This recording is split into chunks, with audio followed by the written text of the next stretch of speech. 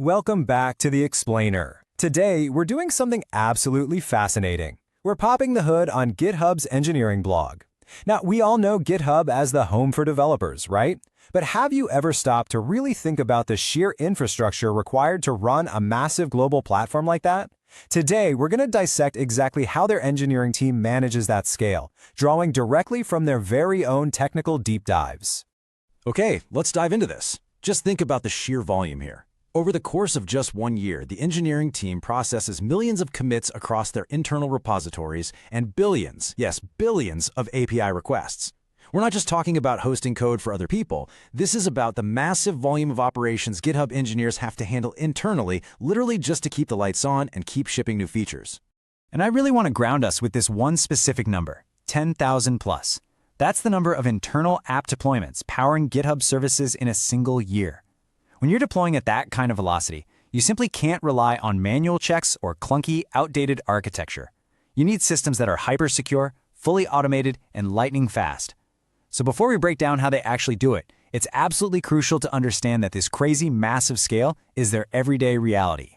To make sense of all these engineering updates, we've grouped them into 4 main pillars today: optimizing architecture and performance, applied AI and automation, next-gen platform security, and elevating the accessible UX.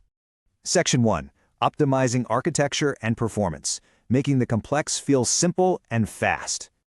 You know, every single millisecond counts when you have millions of developers navigating your platform, so the engineering team has been laser-focused on tackling latency.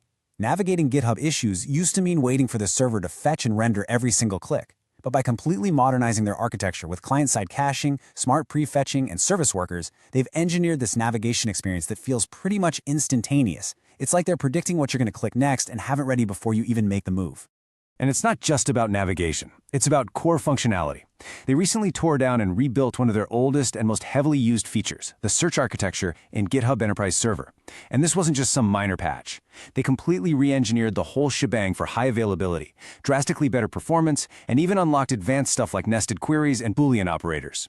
Basically, they took a foundational tool and totally supercharged it, all without breaking the experience for their enterprise customers. So how exactly do you manage rebuilding something that massive? Well, you use your own tools. Sub-issues is a feature designed to break down big, intimidating tasks into smaller, manageable chunks. And what's brilliant here is that the engineering team actually used this brand new sub-issues feature while they were building it. They literally dog-fooded their own iterative management tool to build and refine the tool itself.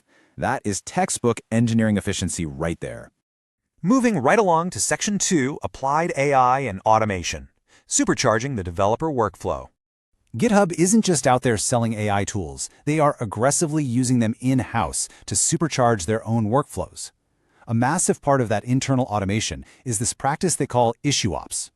IssueOps is basically building workflows directly on GitHub to automate continuous integration and deployment and even handle approvals using GitHub issues and actions. So instead of duct taping together a dozen disjointed external tools, internal teams are streamlining everything, from deployment triggers to security approvals, right inside the platform they're already using every day. And this brilliantly illustrates how it works in practice. Take accessibility feedback, for example. Instead of drowning in a chaotic, overwhelming backlog of feedback, GitHub uses continuous AI to automatically triage those incoming reports. Because the AI is doing the heavy lifting by sorting and categorizing all that noise, the engineering teams can just focus entirely on fixing the actual barriers. The result? Continuous, rapid resolutions. But guys, it goes even deeper than triage. We're talking about agent-driven development. This is a fascinating anecdote from GitHub's Copilot Applied Science team. Engineers over there are literally using coding agents to help build other agents that automate parts of their own jobs. It's this wild, inception-level automation, where developers are partnering with AI to code the very systems that will eventually take over their repetitive tasks. Absolutely mind-blowing. Okay, Section 3, Next-Gen Platform Security, protecting billions of lines of code. Look, when you're guarding billions of lines of code for the world's top companies, security literally cannot be an afterthought. It has to be fundamentally baked into the infrastructure at every single level. Which brings us to eBPF. This is a highly specialized infrastructure technology that lets programs run safely right in the operating system kernel. GitHub actually relies on eBPF to detect and proactively prevent circular dependencies in their deployment tools. It acts as this massive invisible safety net, so when they push those 10,000 plus deployments, the system doesn't accidentally trip over itself and crash. So, the crucial point here is that their security approach is incredibly multi-pronged and deeply innovative. They're using the contextual understanding of AI in Copilot to hunt down leaked passwords, because AI understands the context of a string of text way better than a simple pattern matcher ever could. They're also already deploying post-quantum secure SSH key exchanges. Why? To protect Git data in transit against future quantum computer attacks.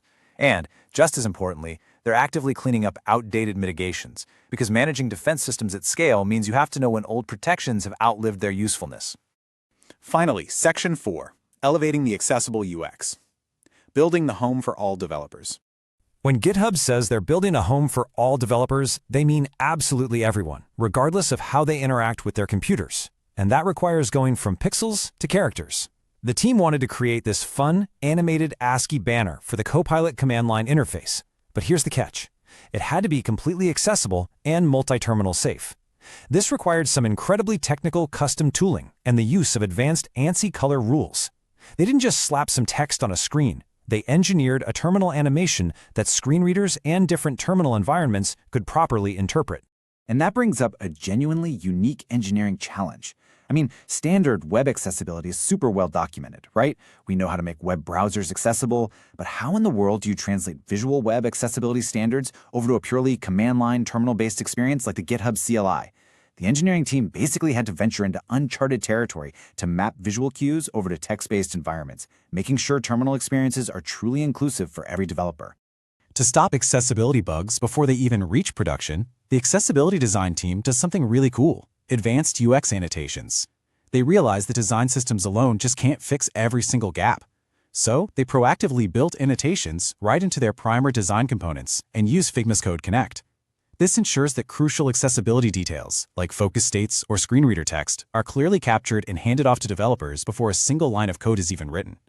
So operating at the ultimate scale is this beautiful, complex blend of cutting-edge architecture, relentless AI automation, uncompromising security, and totally proactive accessibility. I want to leave you with this question. Which of these engineering pillars will inspire the architecture of your next big deployment? Think about how you can take these massive scale lessons and apply them to your own projects. Thanks so much for joining me for this explainer, and hey, keep building.